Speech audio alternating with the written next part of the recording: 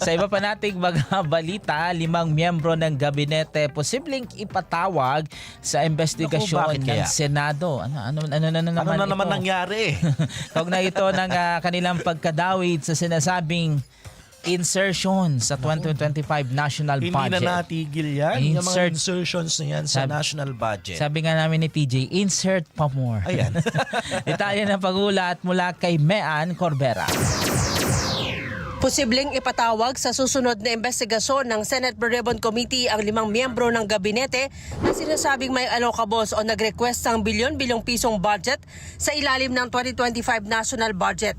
Ayon kay Senator Ping Lacson na chairman ng komite, yan ay kung pagbabatayan ang mga dokumentong nakuha mula kay dating DPWH Yusek Maria Catalina Cabral.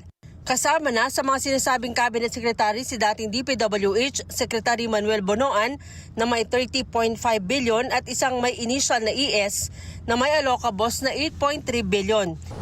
Hindi alam ni Lacson kung sino ang ES na tinutukoy sa Cabral files pero maaarian niya itong i-validate ng Department of Public Works and Highways at ng Department of Budget and Management. Tanong pa ni Lacson kung ang Executive Secretary ang tinutukoy ni ES, paano anya ito nagkaroon ng allocables? May cabinet secretaries din anya na nakatanggap ng allocables na tig 2 bilyong piso at ito ang aalamin ng Senado. Mean Corvera para sa 100%.